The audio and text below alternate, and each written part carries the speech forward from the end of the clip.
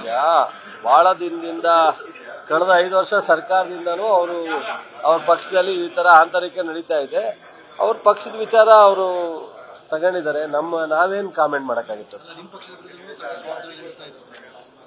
ನಮ್ಮ ಪಕ್ಷನೂ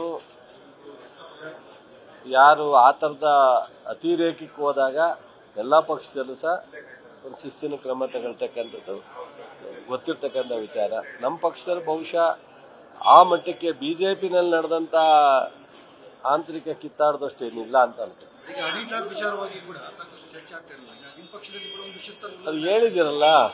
ನೀಟ್ರಾಪ್ ವಿಚಾರ ಚರ್ಚೆ ಆಗಿದೆ. ಕಂಪ್ಲೇಂಟ್ ಕೊಟ್ಟರೆ ಅವ್ರನ್ನ ತನಿಖೆ ಮಾಡ್ತೀನಿ ಅಂದಿದ್ದಾರೆ. ಕಂಪ್ಲೇಂಟನ್ನು ಈಗ ಹೋಮ್ ಮಿನಿಸ್ಟ್ರಿಗೆ ಕೊಟ್ಟಿದ್ದಾರೆ. ಅದು ರೆಫರ್ ಆಗಿದೆ. ಅದೇನಾಗುತ್ತೆ ಮುಖ್ಯಮಂತ್ರಿಯವರು ಗೃಹ ಮಂತ್ರಿಯವರು ಅದರ ಕಡೆ ಗಮನ ಹರಿಸ್ತಾರೆ. ಏನೇನು ಆಗ್ತಾ ಇಲ್ಲ. ಮೊನ್ನೆ ಮುಖ್ಯಮಂತ್ರಿಗಳು ಗೃಹ ಸಚಿವರು ಅದನ್ನ ನೋಡ್ತಾರೆ ಪೂರ್ತಿ.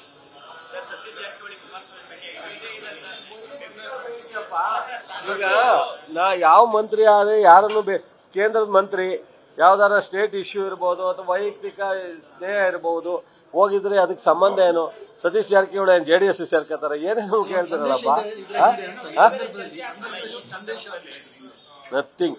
ಸತೀಶ್ ಜಾರಕಿಹೊಳಿ ಅವರು 100% ಕಾಂಗ್ರೆಸ್ಸಿನ ಸೀನಿಯರ್ ಲೀಡ್ರು. ಅವರು ಅವ್ರನ್ನೇ ಕೇಳಿದ್ರೆ ನೀವು ಹೇಳ್ತಾರೆ ವೈಯಕ್ತಿಕವಾಗಿ ಭೇಟಿನ ಅಥವಾ ಇಲ್ಲ ಯಾವ್ದಾರ ಕೇಂದ್ರದ ಯೋಜನೆಗಳಿಗೆ ಹೋಗಿದ್ರ ಅಂತ. ಅಷ್ಟೇ. ಅದನ್ನ ಯಾಕೆ ನಾವು ಹೆಚ್ಚು ನಿಮ್ಗೆ ಬೇರೆ ಯಾವುದು ಸೀರಿಯಸ್ ಇಲ್ವಾ?